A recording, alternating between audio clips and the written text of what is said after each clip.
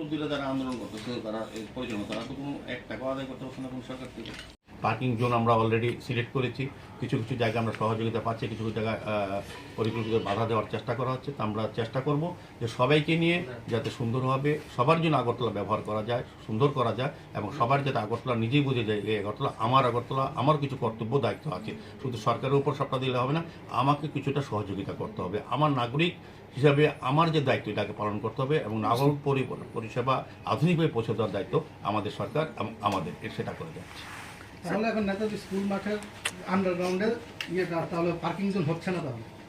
না, প্রশ্ন নেই। আমরা তো যে কোনো কাজ করতে গেলে শুধু ন্যাশনাল স্কুলে আমাদের কোনো রাস্তা ঝোল করতে যাই, আমাদের কোনো পরিকল্পনা থাকে এই জায়গাতে শিশু উদ্যান করবো, এই জায়গাতে পার্ক করবো, এই জায়গাতে আমরা করবো, সেগুলি এলাকা থেকে যখন আসে বা আমরা যেটা অনুভব করি, আমরা যার দায়িত্ব নিয়েছি কাজ করার সুযোগ আমাদের যারা শহরবাসীরা দিয়েছেন, আমাদের কিছু চিন্তা পরিকল্পনা আছে নতুন করে আগরতলাকে সাজানো।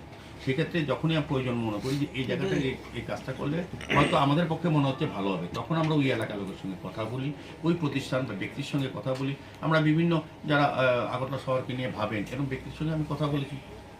তাহলে বিকল্প হিসাবে এখন কোন জায়গাটা নেবেন? না, আগরতলা শহরে বিকল্প হিসেবে আমরা চেষ্টা করছি। নেতাজি স্কুল মাঠের বিকল্পটা তাহলে কোথায় তাহলে পার্কিং জোন করার পরিকল্পনা আছে? অনেকগুলি আছে, আমরা আলোচনা করব যখনই যে জায়গায় করব।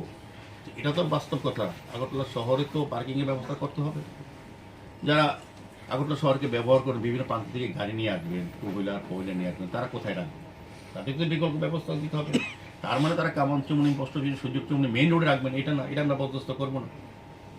সেক্ষেত্রে আমরা নির্দিষ্ট পার্কিং জোন আমরা চেষ্টা করছি। এটা একটা প্রস্তাব ছিল, এটা নিয়ে কোনো পরবর্তী সময় কোনো আলোচনা হয়নি, কোনো স্যাংশন হয়নি। সরকার, রাজ্য সরকার বলেননি, অতিরিক্ত বলেননি, স্মার্ট সিটি বলেন। আমরা শুধু ওই মিটিংয়ে যেহেতু আলোচনা হতো, অনেকে প্রস্তাব রাখেন। এটা যারা প্রস্তাব রেখেছিলেন তাদের মনে হয়েছিল যে মাঠে যদি আন্ডারগ্রাউন্ড পার্কিং করি, উপরে যদি মাঠটা সুন্দর করে গ্যালারি করে কংক্রিট করে সুন্দর করে টার্প উইকেট করে দিই, টার্প রেখে মাঠ সিন্থেটিক মাঠ করে দিই, বড় আলোর ব্যবস্থা করে দিই, আধুনিক মাঠ বাইরে যেরকম থাকবে সিটিতে, এরকম ভাবনা ছিল যারা প্রস্তাব রেখেছেন। এখন যারা বলছেন তারা হয়তো এতটা চিন্তা করছেন, তারা ভাবছেন মাঠটা নষ্ট হয়ে যাবে। তাদের কিন্তু যে অমূলক তা না, তারা তাদের মতো করে ভাবছেন। কাজে তাদের ভাবনাকে সম্মান জানাই। আমাদের যে কোনো সিদ্ধান্ত হয়নি। আর যেহেতু মাননীয় মুখ্যমন্ত্রী বিধানসভা এই বিদ্যালয়টি মাননীয় মুখ্যমন্ত্রী সারা রাজ্যে উন্নয়নের সঙ্গে দেখেন, এই শহরকে উনি ভালোভাবে চেনেন, উনিও শহরে পরামর্শ দেন। তো উনিও প্রধানত রাজ্য সরকার বলেন এখানে পার্ক আন্ডারগ্রাউন্ড পার্ক করতে হবে, কোথাও কোনো রকম বলা হয়নি। এটার প্রস্তাব এরকম আগরতলা শহরে বিভিন্ন জায়গার প্রস্তাব এসছে, সেগুলি কি করা যায়, সেগুলির সঙ্গে আলোচনা করা যায়। কিন্তু পার্কিংয়ের ব্যবস্থা আমাদের থাকতে হবে শহরকে।